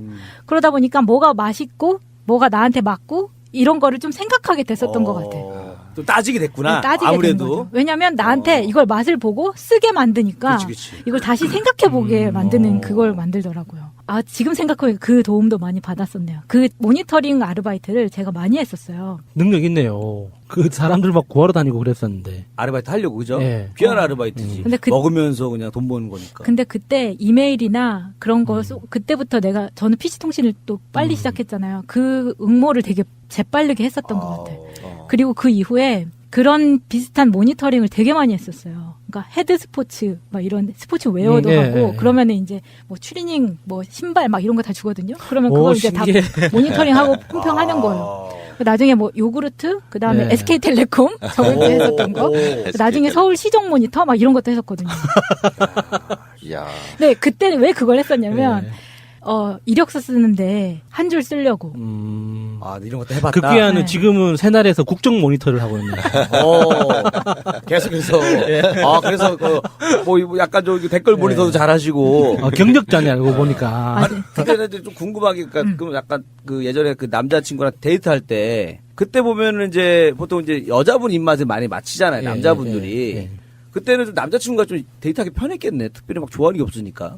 아, 그렇죠. 왜 그렇군요. 술집 가면은 안주 중에 아무거나 뭐 이런 거 있잖아요. 이런 것처럼. 근데 그게 이 생각도 난다. 그게 제가 잘 끌어내죠, 지금. 잘 주워 먹어. 연애하는 것도 되게 힘들었으니까 사실 저녁에 뭐 먹을래라고 물어보면 남자 입장에서는 뭘 탁 집어주는 게 제일 좋잖아요. 근데 나는 그게 없었단 말이에요. 보통은 없었어요. 그러다 보니까 나중에 그런 연애에 관한 책 같은 걸 보니까 그렇게 하면 안 된다고 나와요. 연애에 관한 책을 봤어. 그걸 책으로. 책을 또 모니터를 했구만. 책을 모니터를 또 했어. 그 책이 뭐냐면 남자의 심리에 대한 책이었어요. 그러니까 내가 확실하게 뭘 좋아하는지를 얘기를 해야 되고 막 이제 그런 거를 생각해보니까 그러네. 연애를 책으로 배웠네. 창피하네. 갑자기. 아, 그런 사람 많아요. 저 개그맨 강유미 씨도 책으로 배웠다 그랬어. 그렇죠. 김어준에게 강유미가 있으면 새날에는 마차가 있다. 그래서 먹는 거 그렇게 모니터링 하면서 배우고 막 이제 뭔가 내가 좋고 싫고에 대한 거를 좀 배웠다고 해야 되나 스스로. 근데 그걸 없었던 사람이 저 같은 사람이 되게 많았을 거라고 생각해요. 데이트할 때 보면은 내가 좋아하는 여성상, 뭐 좋아하는 친구 스타일, 뭐 좀 약간 있잖아요. 그러니까 사람으로 봤을 때도. 그러면 이제 물건에서도 항상 우리는 뭘 고르게 돼 있는데, 예를 들어서, 그죠? 종류가 많잖아요. 핸드폰 종류도 저는 많고. 이런 케이스를 처음 들어봤어요. 제가 그동안 성장하면서 만났던 분들은 다들 정말 이렇게 만나자마자 오빠 오늘 삼겹살 하면서 막 눈 마주치면 그럼 오빠 이러면서 만나거든요. 오빠 말보로 한 간만 사줘요. 이렇게 정확하게 자기가 좋아하는 친구를 얘기하거든. 그래서 아니야 오늘 나는 갈비 먹을 거야. 뭐 이러면서 막 서로 매주 갖고 싸우고 막 뭐 먹을 건가 가지고 이러면서 주로 연애를 했는데 메뉴를 고르지 못해서 문제가 생겼던 적은 근데 없거든요. 대학생 때까지는 그랬던 것 같아. 그래서 방금 말한 것처럼 메뉴를 고르는 거는 오히려 사회생활하면서 배운 것 같아요. 뭐 먹을래 하면은 왜냐면 내가 말하지 않으면 안 되는 상황이 많았거든. 그거는 데이트랑 다르잖아요. 얘기를 해야 되는 거야. 얘기를 못하면 어정쩡한 그런 스탠스가 되니까. 그리고 나중에 회사 다니면서 직급이 올라갈수록 호불호가 확실해야 밑에 사람을 잡고 이게 나오다 보니까 내 의지와 상관없이 호불호를 만들어야 되는 상황이 만들었네. 아우 슬퍼. 그랬던 기억이 있어요. 그래서 저는 아직도 음식을 크게 가리진 않거든요. 근데 사실 더 좋아하고 덜 좋아하고는 있는데 덜 좋아하는 거는 추어탕 같은 거. 추어탕은 잘 먹기가 힘들더라고요. 갈았는데도요? 가른 그래서 건 맛이 먹을 만한데. 한 번 딱 먹어봤는데 그 이후로 먹어본 적이 없어서. 그거 싫어하는 거야, 그게. 있는 거예요. 그러니까 내가 좋아하는 건 없어도 싫어하는 거를 일단 빼. 그래서 누가 못 먹는 거 있냐고 물어봤을 땐 추어탕 하나가 생긴 거예요, 이제. 그 이후에. 되게 기뻤겠네요. 네, 못 먹는 진짜. 생겨서. 그거를 누가 나도 싫어하는 게 있다니. 그거를 누가 물어봤을 때 몰라서 대답을 못 했었거든. 내가 뭘 싫어하는지 몰라서. 그 이후에는 나는 뭐 소고기보다 돼지고기를 더 좋아하는구나. 이것도 알게 됐고 치킨은 교촌 치킨이 맛있구나. 그리고 양고기는 풍무양꼬치가 맛있구나. 저기 교촌 치킨 또 2마리씩 배달해야 돼. 한 마리 배달시켜 큰일 나는 경우도 있어. 그러니까 교촌 치킨이 다른 브랜드에 비해서 작은 닭을 씁니다. 참고 사항입니다. 왜요? 맞아, 좀 작은 것 같다. 그러니까 그 원래 그래도 맛있어서 그 브랜드마다 그 유통하는 정책들이 있어요. 근데 또 제일 비싸잖아. 예, 뭐, 그거는 지금 현재 상황에서 우리 고객들은 어떻게 방법이 없죠? 그냥 파는 대로 먹어야죠. 맞아요. 근데 제일 맛있기 때문에 어쩔 수 없어요. 치킨에 대한 비밀을 저희 딸한테서 들었는데요.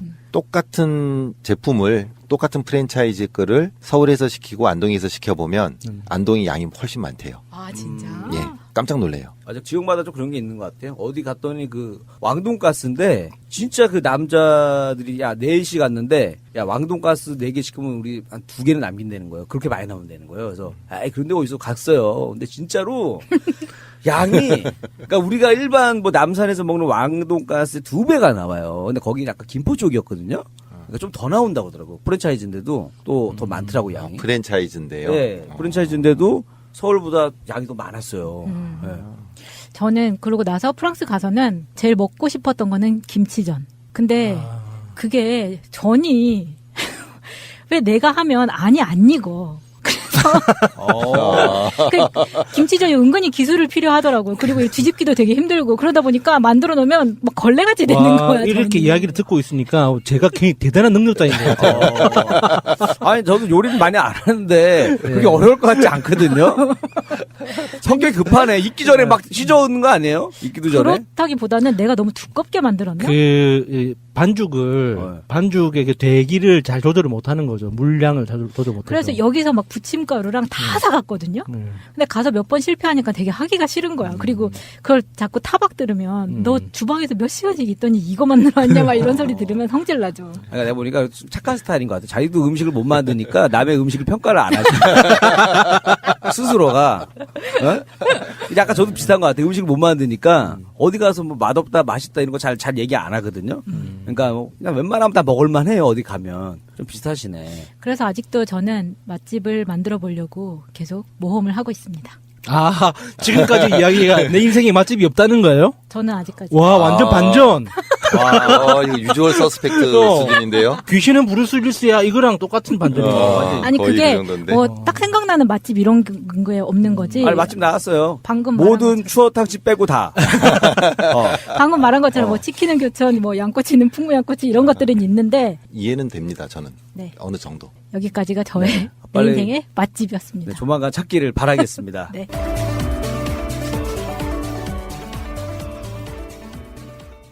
꽤 많이 사라지는 사태가 발생해서 여러분들께 죄송하다는 말씀 드리겠습니다. 다시 이런 실수 없도록 하겠습니다. 처음 하는 이런 실수인데 굉장히 당황스럽네요. 다시 한번 죄송하다는 말씀 드리고 남아있는 방송분을 보내드리도록 하겠습니다. 오늘은 하트는 누르지 말아주세요. 벌 받겠습니다. 걸어다니는 정치시사 백과사전 디테일의 제왕 최민희 의원과 깨먹는 시간 우리 미니 하고 싶은 말 다 해 미니미니 39번째 시간입니다. 이러면 이쯤에서 의원님이 안녕하세요 하셔야 되는데 날라가서 제가 오프닝만 다시 녹음하고 있습니다. 최민희 민주당 디지털 소통위원장 전 남양주 병 지역위원장 나오셨습니다. 어서 오십시오. 제도로서의 민주주의가 흔들리고 구타는 일은 이제 없습니다. 민주주의가 밥이고 밥이 민주주의가 되어야 합니다. 김윤옥 여사를 불러야 하는데 진짜 검찰이 고민을 할 것 같습니다. 이 지점. 네, 바로 부를 것인지 네. 김윤옥을 부르고 부를 것인지인데 이명박 입장에서는 이제 검찰한테 어느 정도 지금도 연락이 가지 않았을까 싶지 않을까요? 검찰에 출석해 주세요라고 날짜를 정해서 소환을 하면 반발할 수 있잖아요. 그래서, 조절할 수 있죠. 그래서 박근혜처럼 안 나가는 경우도 생길 수 있잖아요. 그런 상황을 미연에 방지를 해야 되니까 어차피 체포라도 가능하겠지만 그렇게 어떤 물리적인 상황으로 몰고 갈 수는 없으니 검찰 입장에서는 이미 이명박 쪽과 조율하고 있지 않을까 출석 날짜를. 예. 조율을 시작을 해야 3월 초나 부르지 않겠습니까? 그래서 조율을 할 것 같고요. 그런데 이게 또 신기한 건데 지역을 돌다 보면 이명박 대통령을 옹호하는 분들을 한 분도 못 봐요. 신기하죠? 네. 찍은 사람은 그렇게 많았는데. 박근혜에 대해서는 불쌍하다는 분들이 아직도 있습니다. 그런데 이명박에 대해선 한결같이 그게 권력을 잡아서 뭐 나라를 운영하려고 한 거야. 이권에 개입하려고 한 거야. 이렇게 해도 너무한 거 아니야? 이런 분위기입니다. 근데 이런 건 있을 것 같아요. 그 박근혜를 불쌍하다고 하는 사람들은 이제 박근혜가 뭐 죄를 안 졌다 이런 개념보다는 아직도 박정희의 딸 그리고 자식도 없고 부모는 둘 다 총 맞아 돌아가셔. 이런 식의 감성적인 부분이 지배하는 것 같고 이명박은 오랜 시간 동안 박근혜도 싫어했던 사람이잖아요. 사실상은. 이명박 자체에 대해서는 돈도 많지, 자식 있지, 부인 있지, 없는 게 없는 사람이에요. 다 갖추고 갖췄기 때문에 이명박에 대해서는 불쌍하다 이런 느낌이 사실 없는 거고요. 그리고 무엇보다요, 측근들이 다 배신하고 있는데 그 배신한 이유를 보면 측근 관리를 함에 있어 짰다는 거잖아요. 너무 짜게 굴었다, 지금 요약하면. 그렇기 때문에 뭐 이상한 거 같고, 그 다음에 삼성이 왜 다스 변호사비 대납했잖아요, 소송비. 10억 남았는데 10억 찾아오라 그랬다. 이런 거 되게 치명적이더라고요. 네. 명의 빌려준 사람한테 뭐 4천만 원 줬다도 보도도 있었고요, 최근에. 네. 이상주 사위는 인사청탁이었다는데요. 네, 그게 그 은행장 한 명 청탁하면서 돈을 받았다는 의혹. 그런데 그 돈이 MB에게 전달됐다는 의혹, 이런 거죠. 돈의 끝없는 욕심인데 저는 그런 식의 어떤 뭐 인사 청탁받고 뭐 몇십억 이거는 껌이라고 생각되는 게 롯데예요, 롯데. 지금 롯데에 대해서 보도가 나오고 있는 거는 네. 분노를 금할 수가 없는 게 국방부도 제2롯데월드의 123층짜리 건물은 안 돼요라고 반대하고 있는데 청와대가 시나리오를 짜서 롯데에 허가를 해주기 위한 그 시나리오대로 움직였다는 증거물이 나온 거거든요. 와, 이 보도 보고 있으니까 막 손이 움찔움찔하는 거 있잖아요. 진짜 나쁜 사람이다 이런 생각이 들어서. 여기에선 두 명을 좀 칭찬하고 시작하겠습니다. 네. 지난 국감에서 박범계 의원이 이 제2롯데월드 관련한 요 문건과 거의 근사치의 얘기를 했습니다. 근데 그때는 증거를 제시할 수가 없는 상황이었고요. 그다음에 이재정 의원이 이게 국가기록원에 가서 자료를 다 보고 요걸 필사해서 나온 내용입니다. 그러니까 박범계, 이재정 두 의원 정말 칭찬 많이 해줘야 될 것 같고요. 그다음에 요거는 그 프로테이지를 유지할 수 없다고 봤어요. 충성도가 낮은 집단이기 때문에. 그래서 결국은 곧 떨어지더라고요. 그러니까 그런 식으로 여론조사 결과를 가지고 그거 가지고 뭐 일희일비 하면 안 되고 로 데이터들을 다 분석해 보면 그 흐름이 잡힙니다. 왜 그때 안철수가 1위를 했는지. 그래서 그때 우리가 갤럽이 조작했다 이런 얘기 하지 않았거든요. 로우 데이터를 보고 아 이거 일시적인 현상이다. 이렇게 판단했던 거거든요. 그런데 이분은요. 걸핏하면 여론조사 탓하고 막 이래요. 근데 왜 유독 갤럽이었을까? 이건 이유가 있더라고요. 좀 아까 푸나님이 말씀하신 내용과 일맥상통하는 건데요. 갤럽에서 자유한국당 지지율이 굉장히 낮게 나와요. 어떤 때 8%, 11%, 12% 이렇게. 반대로 리얼미터가 20%를 넘는 지지율이 나와요. 그러니까 리얼미터는 아니고 갤럽만 문제 삼는 거예요. 그런데 리얼미터의 민주당 지지율은 갤럽하고 거의 비슷합니다. 예, 그런데 뭐가 문제되냐면 갤럽은 100% 대면 조사래요. 전화 대면 조사. 예, 그런데 그 리얼미터는 한 15% 정도 대면 조사하고 85% 정도를 ARS로 한다는군요. 그러니까 ARS를 하면 조금 겁을 덜 내고 자기 지지 정당을 누를 수 있다. 이런 얘기. 부끄러운 줄 아는구만요. 그렇죠. 원래 대면 조사가 가장 정확한 건데 중요한 거는 보수층의 샤이 보수층이 전화 면접으로는 나 자유당 지지한다 이 말을 못 할 수 있는 거죠. 이게 가장 치명적인 거거든요. 홍준표 말처럼 내가 대선에서 24.1% 얻었는데 그 당시에 갤럽의 조사는 11%였으니까 네. 갤럽은 허위야 이런 주장을 하는 거잖아요. 네. 근데 홍준표라고 하는 인물이 진짜로 만약에 대선에서 대통령이 될 정도 또는 자유한국당이 지방선거에서 승리할 정도가 되려면 국민들 입장에서는 자랑스럽게 내놓을 수 있어야 되는 대상이 돼야 되거든요. 그게 안 되니까 부끄러워서 그럼 확장성이 떨어지는 거고. 이게 지금 착각하는 게 있어요. 왜 착각을 하냐면 2010년 지방선거는 여론조사 해보면 민주당의 참패였어요. 그런데 민주당이 이겼단 말이죠. 그리고 2016년에 총선 때도 보면 2016년 그때도 자유한국당 180석이었다고요. 그때 새누리당. 그런데 이 자유한국당 새누리당이 집권한 이후에 야당 지지자들이 응답을 안 했어요. 이유가 부끄러워서가 아니에요. 무서워서 그랬어요. 맞아요. 그때 탄압당해서. 그리고 그때는 이명박이 집권하면서 너무나 야당과 가까운 사람들을 탄압을 많이 했기 때문에 사람들이 야당 지지한다고 말을 못했어요. 그런데 이제 가끔 가다가 자유한국당 이제 의원들하고 얘기하다 보면 그때 너네 2010년에 여론조사 그랬는데 이겼다. 그래서 지금도 똑같다. 샤이가 많다. 이게 아니라니까요. 그렇죠. 예. 그래서 그때는 진짜 두려워서 많은 사람들이 야당을 지지한다고 말을 하지 못했기 때문에 뒤집어지는 결과가 나왔지만 지금은 좀 다릅니다. 그러니까 부끄러워서 자유당을 지지한다는 말을 못 하는데 과연 이분들이 투표장에 나올 거냐. 대선하고는 또 달라요. 그렇죠. 예. 대선 때는 막판 결집해서 24%였거든요. 예. 그렇기 때문에 지금 홍준표 대표를 자꾸 민주당 특급 도움이라고 지역에서 말씀하시는데 이거는 정말 언론하고 싸우고 SBS는 뭐 어땠는데 뺏겼다. 뭐 여기 뺏겼다. 저기 뺏겼다.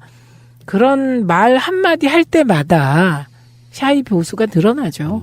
네. 그 홍준표가 있고 제1야당이 이 모양 이 꼴이고요. 어떤 처절한 반성을 통해 가지고 지금 박근혜 재판 결과에 대해서도 자유한국당의 논평이 나왔더만요. 네.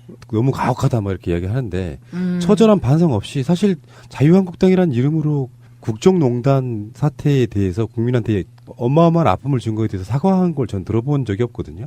네. 책임을 지지 않으면서 지금 정권 뺏기고 나서 계속 어깃장만 넣고 심지어 자기들이 부끄러운 줄 모르고 천안함 사건 꺼내서 가지고 남북관계 방해하고 그러니까 지지율이 안 오르는 거라는 걸 모르는 거죠. 네. 즉석에서 당장 한 1, 2%는 끌어들일 수 있지 모르죠. 네. 그렇지만 집권을 한다거나 선거에 승리할 정도의 지지율을 못 끌어모으고 있는 이 상태. 아예 롯데물산 측과 부담 내용 협의 및 양해각서 체결을 중점 대응 방향으로 제시했습니다. 저는요 궁금한 게 요 양해각서 어디에 있을까?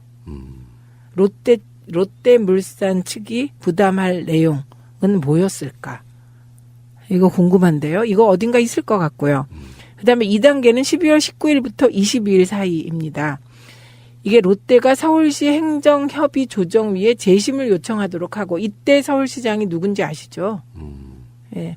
관련 내용으로 정부 내부 최종 결정 과정으로 사안별로 언론 활용, 적극 홍보 사안 발생 시 부처 간 협조된 언론 브리핑 실시 이렇게 적혀 있습니다. 그다음에 3단계는 12월 23일부터 31일까지 행정협의조정위 심의와 결정을 해야 한다. 이렇게 명시되어 있습니다. 그러니까 이명박이 이게 집권하자마자 시작한 거거든요. 네. 롯데 허가를 내주기 위해서. 네. 그럼 대체 얼마를 받은 거냐? 그런 의혹이 나올 수 있을 것 같아요. 제가 봤을 때는 우리가 이상주 변호사 이야기도 있고 뇌물이니 뭐니 이야기하지만 롯데가 덩어리로 보면 가장 큰 덩어리일 가능성이 높아요. 네, 그리고 지금 민주당 의원들은 요 MOU 있죠? 양해각서. 요 내용. 그다음에 이 MOU는 혹시 이런 식으로 공개될 수 있기 때문에 반드시 부속 합의가 있었을 것으로 저는 봅니다. 그러니까요. 예, 그리고 그 당시에 관계자들 2008년이니까 어렵긴 하겠으나 그 당시 관계자들이 소통한 내용들 이런 거 지금 빨리 찾아야 되겠네요. 양해각서 내용부터 빨리 찾았으면 합니다. 자, 알겠습니다. 잠시 후에 다시 오겠습니다. 자, 지금 야당 얘기 잠깐만 할게요. 홍준표가 이제 김영철 방남하고 이런 부분에 있어서 적극 주도하고 막 장애투쟁하고 있지만 홍준표가 한 말 중에 가장 가증스러운 게 한국 갤럽을 디스한 거거든요. 우리도 사실은 갤럽 믿지 않았어요. 왜냐하면 갤럽 최시중? 그때 최시중이었지. 네. 이명박 때는 네. 생각해보니까 그러네. 네. 어쨌건 이명박 때나 박근혜 때 갤럽은 사실 저도 안 믿었다는 게 뭐냐면은 박근혜 때 20대 총선을 예측하면서 여론조사 기관들이 180석 될 거야, 200석 넘을 거야 이런 식의 이야기했던 기억이 나도 그래서. 그리고 또 국정원 특활비 받아서 여론조사 조작하고 이런 부분도 있고 여러 가지가 있다 보니까 여론조사에 대한 기본적인 신뢰는 없어요. 저도 마찬가지긴 한데 이게 믿을 수밖에 없는 부분은 또 있다는 거예요. 그러니까 국민들이 박근혜 정권 때 나는 솔직히 말해서 뭐 야당도 마음에 안 들고 여당도 마음에 안 들고 그래서 그 의사표시 안 할래 하는 정도도 사실 여론조사에 나타나기 힘든 부분이 있다고 생각해요. 중에 뭐 샤이라고 하는 표현도 쓰기도 하고 막 그런데 다수의 여론조사 기관들이 다 짜서 하는 게 아니라면 여론조사는 기본적으로 그걸 감안하더라도 부정할 수는 없는 결과 데이터인 거잖아요. 흐름으로 보는 거예요. 흐름으로. 이런 일이 있었어요. 2007년에 참여정부 말기인데요. 그때 제가 청와대 요 관계 홍보 수석실에 관계자들하고 여론조사 얘기를 우연히 하게 됐어요. 방송위원회 있을 때인데. 근데 그 당시에 이명박이 압도적인 1위로 나왔어요. 그런데 그때 여론조사 응답률이 8%밖에 안 됐어요. 그래서 이 8% 응답률이 의미 없다는 게 그때 당시 홍보수석실 관계자 얘기였어요. 그런데 그 이후에 보면 그 8% 응답률의 여론조사 결과대로 대선이 갔습니다. 예, 그러니까 이게 뭐 중간에 뭐 여론조사가 A 후보가 좀 오르고 내리고 이런 등락은 있을지 모르지만 크게 흐름을 보면 그 흐름은 알 수 있는 거고요. 그다음에 지난 대선 때도 갤럽에서요. 안철수가 1위 한 여론조사를 한 번 발표한 것도 갤럽일걸요? 그렇죠. 한 번 있었어, 한 번. 예. 그래서 그때 좀 약간 분위기가 그런 적이 있었는데 그때도 우리가 주목했던 것은 그 수치가 아니고요. 충성도였어요. 그 여론조사를 보면 그 편차가 있는데 그 편차에 따라 충성도를 판단할 수 있는데 그때 갤럽의 여론조사에서 안철수가 1위를 한 건 맞는데 그때 충성도가 굉장히 낮았어요. 반대로 문재인 대통령은 약간 떨어졌는데 몇 프로 충성도가 어마어마하게 높더라고요. 그런데 우리는 그때 안철수가 청와대가 많은 문건이 생산되는 곳이잖아요.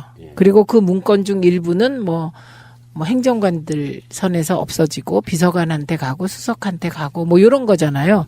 그런데 이번에 나온 이 허가 시나리오 있잖아요. 제로 때 허가 시나리오는 저는 완벽하게 국방비서관실에서 만들어서 이게 비서실장 등등 절차를 밟아서 MB에게까지 보고된 문건으로 판단합니다. 저는. 왜 그렇게 판단을 하냐면 첫째는 3단계로 건설 허가 시간표를 담았는데요. 이 건설 허가 시간표를 구체적으로 담는다는 거는 해주려고 그런 거예요. 예. 그리고 그 단계에 맞게 이제 하나하나 절차를 밟아라 이런 것이거든요. 그래서 요 단계를 밟고 중요한 것은 그 이후에 그 단계대로 실행이 되었다는 겁니다. 그래서 요 실행까지 되었기 때문에 이거는 이명박 대통령의 빼박 힌트다 이렇게 보는 거죠. 대가성 없는 이런 행위를 불법적인 걸 감수해가면서까지 할 이유가 없잖아요. 네. 그러면 이명박이 받은 게 뭐냐 얘기가 나올 수 있는데 당연하죠. 왜 그렇게까지 했을까? 워낙에 덩어리가 큰 사안이잖아요. 이게 지금 네. 그 건물 하나 짓는 것도 그렇지만 활주로의 방향을 들여야 되는 상황을 네. 청와대가 주도를 하면 공군이라든지 하는 국방부 쪽에서도 사실은 거부하기가 좀 굉장히 힘들었을 거라고 보고요. 힘들었을 뿐만 아니라 이게 MB 청와대가 더 가증스러운 것은 참여정부 때 각도 트는 거 있잖아요. 그걸 논의조차 안 했다고 보고서를 바꾸라고 했다는 부분이잖아요. 보고서 조작 의혹까지 있는 겁니다, 지금.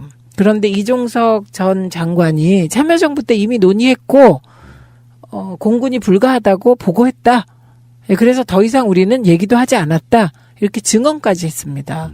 그러니까 이게 MB 청와대가 진짜 나쁜 게 과거 정부가 한 일까지 조작하고 왜곡해서 기록을 남기려고 했다는 거고요. 이거는 박근혜 때도 마찬가지인데요. 청와대가 세월호 최초 보고 시간 변경한다든지 보고서를 조작한다든지 그다음에 뿐만 아니라 그 컨트롤 타워 비상식 컨트롤 타워가 국가안보실이라는 것을 줄 찍찍 긋고 연필로 고친다든지 정말 이런 거. 이 사람들은 어떻게 그런 일을 할까요? 그거요. 엄두도 못 내요. 실제로. 얼마나 큰일인지 아세요? 그 공문서 조작하는 게? 그러니까 이건 뭐 엄청난 범죄인데 그렇게 따지면 세상의 모든 공문서는 마음에 안 들면 수치부터 시작해 다 조작할 수 있는 거 아니에요? 그렇죠. 그래서 요거는 그 1단계, 2단계, 3단계 작업까지 좀 구체적으로 말씀드릴 필요가 있는 것 같아요. 이 사건만 해도 단독 사안으로 나왔으면 어마어마한 폭발력이 있는 사건인데 이명박의 국정농단이거든요. 박근혜보다 훨씬 더 그렇죠. 예, 이거는 그럴 뿐만 아니고 일개 재벌을 위해서 청와대가 움직여서 안보상 안 되는 123층짜리 건물을 허가 내주기 위한 작전을 짠 거거든요. 그러니까. 어떻게? 롯데 신격호가 제1롯데월드를 짓는 로비는 김영삼 정권 때부터 시작했다고 그러더라고요. 네. 근데 김영삼 대통령 때, 김대중 대통령 때, 노무현 대통령 때 다 까인 거예요. 네. 롯데는 장경작이라고 하는 이명박의 동창을 이명박 가까이 꽂으면서 실제로 장경작은 나중에 청계재단으로 가는. 예. 야, 요건 좀 까먹으실까봐 남겨둘 필요가 있을 것 같은데요. 내용이 1단계. 정부 롯데 비공식 협의식이라는 겁니다. 이게 12월 15일부터 이틀간 이어진다. 이렇게 적혀 있고요. 정부 사업자 간 협의식이므로 로우키를 유지해라. 언론 사전 유출 시 억측 보도 등 파장이 예상되므로 보안을 철저하게 유지해라. 청와대, 국방부, 공군이 일관되고 일치된 입장 견지해야 한다. 이렇게 적혀 있고요. 요 청와대, 국방부, 공군이 일관되고 일치된 입장하고 다각적 검토 중 이렇게 또 따로 써놓기까지 했습니다. 그리고 이 단계에서 총리실 주도하에 꼭 알아야 할 어제의 뉴스. 박근혜 전 대통령에 대한 결심 공판은 오늘 오전 10시에 시작됐습니다. 대기업들의 재단 출연금 774억여 원을 강요하고 삼성 뇌물수수, 문화예술계 지원 배제 등의 혐의로 기소된 지 10개월 만입니다. 검찰은 박 전 대통령이 비선실세 최순실 씨에게 국정 운영의 키를 맡겨 국가 위기 사태를 자초했으며 헌정사상 최초로 파면돼 헌정사에 5점을 남겼다고 질타했습니다. 이어 균등한 기회가 보장되는 정의로운 나라를 꿈꿔온 국민들의 희망을 빼앗아갔다며 재판부에 징역 30년과 벌금 1,185억 원을 선고해달라고 요청했습니다. 현행법상 유기징역으로는 최대치입니다. 박 전 대통령에게 적용된 혐의 가운데 법정형이 가장 무거운 특가법상 뇌물의 경우 무기징역까지 처할 수 있습니다. 앞서 핵심 공범인 최순실 씨에게 징역 25년이 구형됐고 재판 내내 박 전 대통령이 범행을 부인하며 최 씨와 측근들에게 책임을 전가한 점도 반영됐다는 분석입니다. 변호인단은 기업들이 협박이 두려워 돈을 냈다는 검찰의 주장을 수긍하기 어렵고 실수가 있었지만 불철주야 대통령으로서 노력한 점을 선처해달라며 눈물을 보이기도 했습니다. 오늘로써 110여 차례에 걸친 재판을 마무리한 재판부는 오는 4월 6일 박 전 대통령에 대한 1심 선고 공판을 열겠다고 밝혔습니다. 검찰은 박 전 대통령의 헌법 가치 훼손을 중형 구형의 첫 번째 이유로 들었습니다.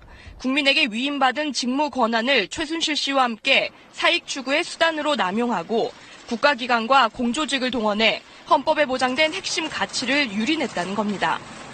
또 밀실에서 은밀하게 최고 경제 권력자들을 독대해 경제적 이익 제공을 요구한 정경유착의 전형적인 모습을 보여줬다고도 지적했습니다.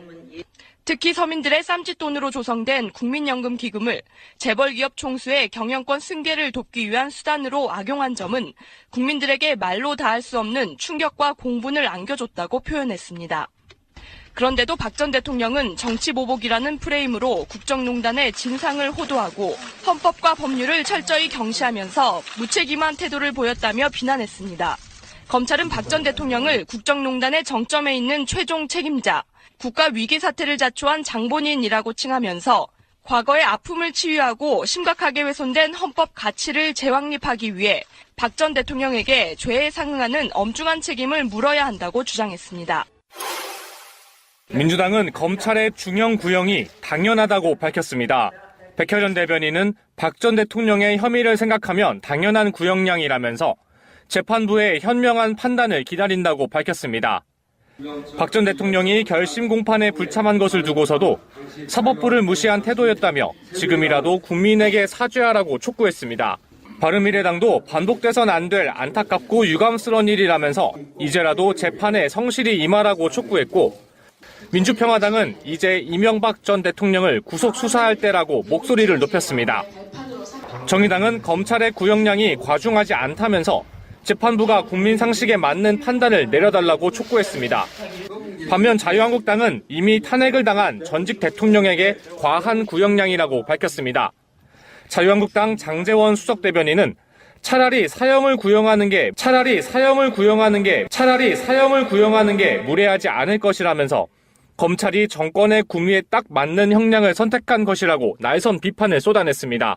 그러면서도 법원의 냉정한 판단을 기다려보겠다면서 남은 재판에 대한 기대감도 내비쳤습니다. 방송 중간에 좋아요를 눌러주시면 새날팀들에게 큰 힘이 됩니다. 미리 감사합니다.